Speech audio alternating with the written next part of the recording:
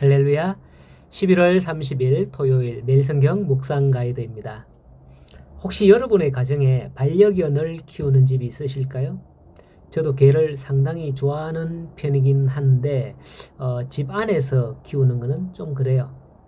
제가 예전에 몇몇 집에 신방을 가보면 그 반려견이 너무너무 귀엽거든요. 그런데 신방 중에 그 개의 동태를 가만히 살펴보면 누구에게 가까이 안겨 있느냐에 따라서 그 개가 생각하는 그 집 서열이 정해져 있습니다.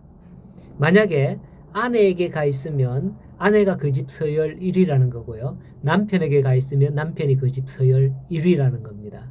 이처럼 개는 낯선 사람이 올 때에 두려워서 자기를 지켜줄 것 같은, 자기 편이 되어줄 것 같은 그런 사람 옆에 붙는 거죠.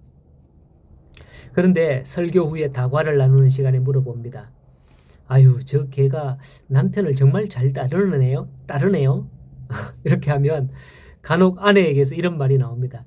저놈의 새끼는 내가 밥 주고 씻기고 똥 치우는데 그때뿐이지 남편만 저렇게 따릅니다. 라고 불만을 토로하는 아내들이 계시더라고요.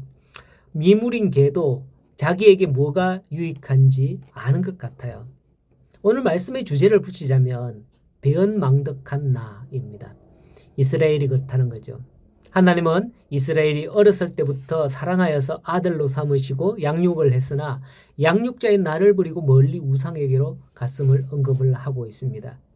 1절에서 4절에 보면 하나님은 내가 했다, 내가 했음을 강조를 합니다. 하나님께서 종로로 타던 그들을 출애굽을 시키고 다 내가 인도했다라는 거죠. 그러나 그들은 그 은혜를 잊은 채 우상에게로 쭈루루루 달려간 겁니다.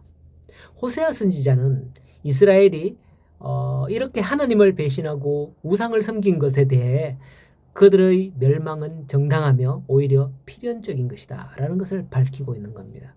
1절에서 보면 내 아들을 애굽에서 불러내었다라고 하죠. 여기서 표현이 그들에 대해 내 아들이라는 칭호를 사용합니다. 이것은 하나님께서 이스라엘을 자기 자녀로 삼았음을 표현하는 거죠. 여러분들은 자기 자녀에 대해 어떤 마음일까요? 겉으로는 채찍을 가하지만은 사실 그게 멸망을 위한 게 아니라 잘 되라고 하는 거잖아요. 이게 부모님의 마음인 겁니다. 그와 같은 하나님은 이스라엘에 대해서도 그런 마음인 거죠.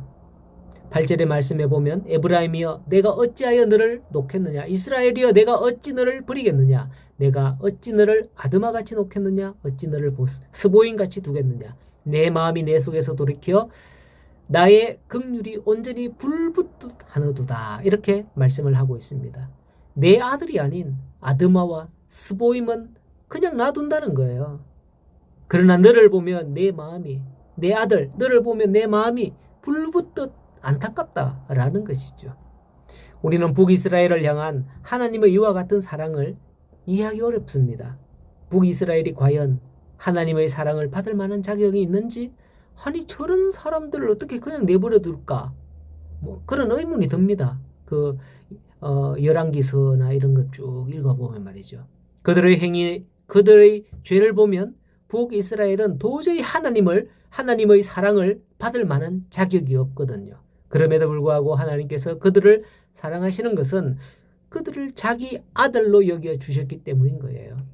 하나님은 택하신 자들을 해산의 수고를 통해서 낳은 아들과 같이 삼았기 때문이죠. 그렇기 때문에 지금은 비록 불같은 진노로 말미암아 그들에게 채찍을 가하겠지만은 사실은 그게 그들이 회개하기를 원하는 것임을 본문에서 찾아볼 수가 있는 겁니다.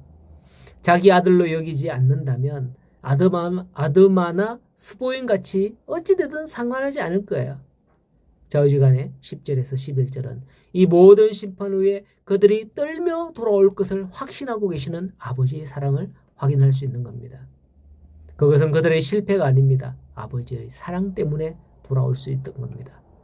우리가 그렇습니다.